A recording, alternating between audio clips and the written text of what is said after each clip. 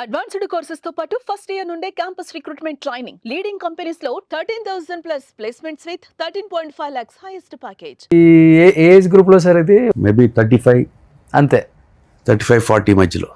Next ఇది memorable photograph అండి. భానుచంద్ర గారు మిడిల్ లో. భానుచంద్ర గారు, శరత్ బాబు గారు, నేను. ఇది 1986 అండి. ఓకే నా మ్యారేజ్ అయింది అప్పుడే.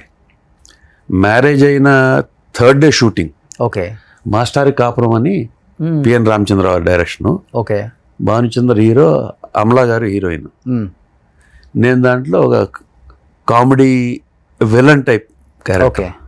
అమలా గారిని పెళ్లి చేసుకోవాలనుకుంటాం, ఒక క్యారెక్టర్. అప్పుడు నేను మ్యారేజ్ అయిన third day shooting in Ooty. Okay ఊటీకి వెళ్తే నేను శివప్రసాద్ రెడ్డి గారని ఉండేవాడు. శివప్రసాద్ రెడ్డి గారు వాళ్ళ పార్ట్నర్. ఆయన సినిమా అనమాట అది. సో నాకు హనీమూన్ కూడా అక్కడే అరేంజ్ చేసి ఆయన. Okay I was there in shooting. So మంచి క్లోజ్ ఫ్రెండ్స్ అనమాట అయితే వీళ్ళిద్దరు. చనిపోయే వరకు కూడా అయినా శరత్ బాబు గారు. శరత్ బాబు గారు బాగా. శరత్ బాబు గారు ఇండస్ట్రీకి వచ్చినప్పటి నుంచే తెలుసు నాకు. ఇండస్ట్రీకి వచ్చినప్పుడు నేను అప్పుడు ఫిల్మ్ ఇండస్ట్రీలో లేను, but I use to live in మెడ్రాస్లో ఉండేవాడిని కాబట్టి అక్కడ తెలుసు నాకు శరత్ బాబు. భానుచంద్ర అంటే చిన్నప్పటి నుంచి మాకు మా senior, but we are all friends అనమాట. మాస్టర్ వేణుగారు అబ్బాయి. ఓకే ఓకే మాస్టర్ వేణుగారు, మా మామగారు, మా ఫాదర్, వీళ్ళందరూ ఫ్రెండ్స్. ఓకే సో మేమందరం పిల్లలం కాబట్టి మేమందరం. నా ఫస్ట్ ఇంటర్వ్యూ భానుచంద్ర గారితో. ఓహో, నైస్ మ్యాన్, మంచివాడు. అండ్ హెల్త్ ఫ్రీక్ అండి. టోటల్ కరాటే గిరాటే మొత్తం 24 గంటలు దాని మీద ఉండేవాడు. ఎక్సైజ్ అంతా. సో ఇప్పుడు ఆయనకు ఒక 74 ఉంటాయి. అయినా కానీ ఆయన ఇంకా అలాగే ఉంటాడు. అలాగే ఉంటాడు. 50 ఏళ్ళ లాగా ఉంటాడు. 50 ఏళ్ళ లాగా. అవును. ఇప్పుడు మీకు ఆల్మోస్ట్ మరి ఇద్దరు ఫ్రెండ్స్ అంటే అదే ఏజ్ గ్రూప్. మీరు కూడా ఇప్పుడు కూడా కాకపోతే నేను రంగ్ అయిన అంతే. ఏం సార్ మీరేంటి ఫుడ్ డైట్ ఎలా ఫాలో అవుతారు? జిమ్ చేస్తుంటారు ఇప్పుడు కూడా? చూడండి, జిమ్ చేసి ఆపేసా. స్లిప్ డిస్క్ అయింది నాకు. ఓకే. సో అప్పటి నుంచి మానేశాను అనమాట. వాకింగ్ చేస్తాను అంతే. ఓకే. అప్పటి వరకు కూడా మంచి జిమ్ చేశాడు, బాడీ మెయింటైన్ చేయడం బాగా. నేను ఆల్మోస్ట్ 10th క్లాస్ అప్పుడు, ఇంటర్మీడియట్ అప్పటి నుంచి జిమ్కి వెళ్ళేవాడిని. బట్ 70లో మీరు ఇంత యంగ్గా కనపడుతున్నారు. కొంచెం డై చేస్తే ఆల్మోస్ట్ ఇంకా ఒక ఫోటో చూసాం కదా, హైదరాబాద్కి షిఫ్ట్ అయింది. అవును, అలా ఉంటారు. Nice memories, those memories. Next yeah, ఇది ఇక్కడ హైదరాబాద్లో ఐ థింక్ నేను వన్స్ మోర్ సినిమా ఒకటి ప్రొడ్యూస్ చేశా, శివనాగేశ్వరరావు డైరెక్షన్లో. ఓకే. ఆ ఓపెనింగ్కి వచ్చినప్పుడు అనుకుంటారు వెంకటేష్ గారు, రవితేజ, పూరి జగన్నాథ్. ఇప్పుడు మీరు ఇండస్ట్రీకి వచ్చే టైంకి వీళ్ళంతా లేరు కదండి, పూరి గారు, రవితేజ గారు? అప్పుడు లేరు. ఓకే. వెంకటేషే తర్వాత వచ్చాడు. మీ తర్వాతే? అంటే నేను అసిస్టెంట్ డైరెక్టర్ని. తను వెంకటేష్ వచ్చింది లేట్గా 85, 86 ఆ టైంలో వచ్చారు. కానీ ఆ బాండింగ్స్ వేరండి. అప్పుడున్న గోల్డెన్ డేస్ అంతా. అందరూ డిఫరెంట్, ఆల్ లైక్ ఫ్రెండ్స్ అంట, బాగా కలిసిమెలిసి. చిన్న పెద్ద అలాంటివి ఏం లేవు. ఓకే. ఇప్పుడు కూడా పెద్దగా లేవండి. ఇప్పుడు వచ్చిన యంగ్ హీరోస్ అందరూ కూడా very good. Younger heroes they are fantastic. Same respect. వాళ్ళు డెడికేటెడ్. ఇప్పుడున్న యంగ్ వాళ్ళందరూ కూడా హైలీ ప్రొఫెషనల్ అండి, dedicated towards their job. Fantastic. ఇప్పుడు మీరు వర్క్ చేస్తున్నారు కాబట్టి, చూస్తున్నారు కాబట్టి తెలుస్తుంది. అవును, డెఫినెట్గా. నెక్స్ట్ బాలయ్య బాబు గారు మిస్ అయ్యారు ఈ ఫ్రేమ్ లో. ఆయన అప్పుడు లేరు. ఇది ఎక్కడంటే శ్రీకాంత్ గారు అబ్బాయి రోషన్ ఉన్నాడు కదా. అవును. చిన్నప్పుడు రోషన్ 5th బర్త్డేనో 3rd బర్త్డేనో ఎప్పుడో చేస్తే అక్కడ అందరూ కలిసినప్పుడు దిగిన ఫోటో ఇది. ఓకే. అప్పుడు నాగార్జున గారు మొబైల్ వాడుతున్నారా? వచ్చింది అప్పుడు వచ్చింది. అప్పుడు 98లోనే ఎప్పుడో కదా మొబైల్ వచ్చింది. 99, ఓకే, 2000 ఆ పీరియడ్ లో వచ్చింది. అప్పుడే వచ్చింది. ఓ, సో ఆ మొబైల్ చూడండి ఆయన ఎక్కడ పెట్టుకున్నారు. అప్పుడు మోటరోలా అనుకుంటారు. సూపర్ అసలు. నెక్స్ట్ ఇది దిస్ ఈజ్ మా నాన్నగారు చనిపోయినప్పుడు చిరంజీవి గారు ఇంటికి వచ్చారు. ఓకే. ఇంటికి వచ్చినప్పుడు కానీ మీ ఇద్దరు బాండింగ్ బాగుంటుంది కదంటే. Yeah, nice nice man. అన్నయ్య అంటాం. Is nice man. I know him from very beginning, 79 నుంచి. Know in the sense I seen him. ఆయన చూస్తూ ఉండేవాడిని. I use to interact. చాలా మంచి వ్యక్తి అండి. సో ఆయన బయోగ్రఫీ మీద కూడా మీరు ఒక స్టేట్మెంట్ ఇచ్చారనుకుంటా. స్టేజ్ మీద చెప్పాను, నిజంగా నాకు అనిపించి చెప్పాను. ఓకే.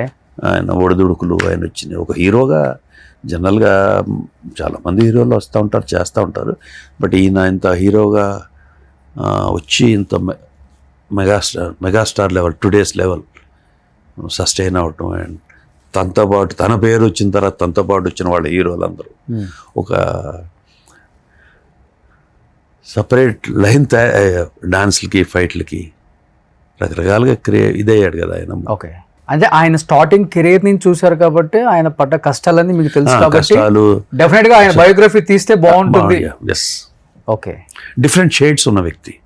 ఇప్పుడు నాగార్జున ఉన్నారు, నాగార్జున గారికి ఏముంది, ఆయన హీరో కొడుకు హీరో అయ్యాడు, హీరోగా వెళ్తూ వచ్చారు అంతే.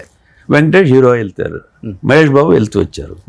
ఇక మళ్ళీ పూర్వం నాగేశ్వరరావు గారు, రామారావు గారు వచ్చినప్పుడు అంటే వాళ్ళ కష్టాలు వాళ్ళే, అది వేరు. ఓకే.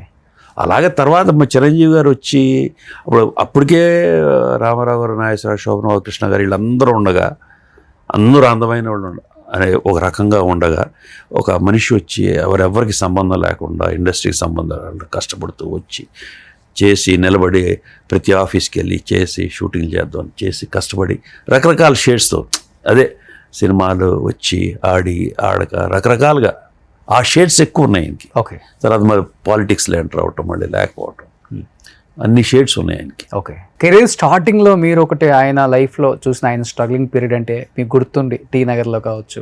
మేము ఆంధ్ర క్లబ్లో ఉండేవాళ్ళం. మేము అందరం ఆంధ్ర క్లబ్లో అప్పుడు క్యారమ్ బోర్డ్ ఆడుకుంటాం, అందరూ కూర్చుని అక్కడికి వచ్చేవాళ్ళు. ఆయన ఎదురుగానే ఉండేవాళ్ళు. ఈయన సుధాకర్ను, మన హరిప్రసాద్ గారు ఆవిడ ఆ బిల్డింగ్లో రెంట్కి ఉండేవాళ్ళు. ఆవిడ చూస్తూ ఉండేవాళ్ళు.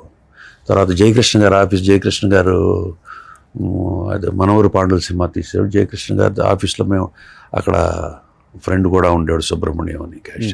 అడిగి వెళ్తూ ఉండేవాడు, అక్కడికి వచ్చి అడుగుతూ ఉండేవాళ్ళు షూటింగ్ ఎప్పుడండి, మళ్ళీ డేట్స్, అది ఇది. సో ఇలాగ చూసేవాళ్ళం అన్నీ. బట్ అప్పుడు చిరంజీవి గారు, ఇప్పుడు చిరంజీవి గారు యాజ్ ఇట్ ఈస్ సేమ్ అదే బిహేవియర్, అదే క్యారెక్టర్, అదే ఎప్పుడు కూడా నాకు తెలిసినంతవరకు, మరి మిగతా వాళ్ళ ఎక్స్పీరియన్స్ నాకు తెలియదు, కానీ తన బిగినింగ్లో వచ్చినప్పుడు ఎలా హంబుల్గా ఉండేవాళ్ళు, వెన్ ఈ గ్రో అప్ బికమ్ ఏ పెద్ద మెగాస్టార్ హీరో అయిన తర్వాత కూడా the same kind of humbleness. ఎవరైనా కనపడినా మాట్లాడటం, చేయటం, the same kind of mentality. Okay. ఈవిడ తోట తరణి గారి సిస్టరు. ఓకే. అంటే మా wife brother got married to her. మా ఫాదర్ చనిపోయినప్పుడు వచ్చింది ఇది. ఓకే. ఓకే. కానీ నేనున్నా అని ఒక భరోసా అయితే ఇస్తారు ఎవరికైనా. ఇస్తారు, అండ్ ఈ స్టాండ్స్ బై దట్. ఈ హెల్పింగ్ నేచర్ ఈస్ ఫెంటాస్టిక్. చాలా మందికి చాలా తెలియదండి ఆయన చేసి. నాకు చాలా మందికి హాస్పిటల్లో ఉన్నారంటే వాళ్ళకి ఏమేమి కావాలో ఏంటో డబ్బులు పంపించడమా, ఫోన్ చేయటమా, సమ్ కైండ్ ఆఫ్. చాలా వరకు తెలియదు. నాకు తెలిసి ఒక 10% బయట తెలిసి ఉంటుంది అంతే. 90% ఎవరికి తెలియదు అసలుకి ఆయన చేసేది. ఇంకా ఈయన చేసే మిగతా కొంతమంది ఉన్నారు, కొంతమంది అసలు తెలియదు, చేస్తానే ఉంటారు. ఈయన ఒక్కడే చేస్తారు, అందరూ చేయరని కాదు, చాలా మంది చేసేవాళ్ళు ఉంటారు.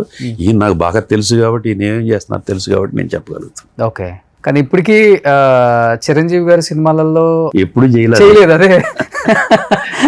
అదే యాదృచ్ఛికం, నాకు అదే అర్థం కాదు. సినిమాల్లో ఎప్పుడు యాక్ట్ చేయలేదు నేను. ఒక శంకర్ దాదా MBBS చేశా ఎప్పుడు లాంగ్ బ్యాక్. తర్వాత మళ్ళీ మనకు చేస్తే ఆచార్యులు చేశారు. కానీ ఎప్పుడు కలుస్తానే ఉన్నప్పుడల్లా మాట్లాడతాం, బెనర్జీ మనం చేద్దాం, ఓకే. ఇప్పుడు ఎలా ఉంటుందంటే రాలా అంతే అవకాశం. కానీ చాలా చేంజెస్ ఉన్నాయి కదా మీ లైఫ్లో కానీ, మీ క్యారెక్టర్స్లో కానీ, మీరు చేసిన సినిమాల్లో కానీ. అప్పుడు ఆంధ్ర వాళ్ళ, నువ్వు నేను, చాలా డిఫరెంట్ షేడ్స్ ఉన్న క్యారెక్టర్స్ చేశానండి నేను. జై మందేరా,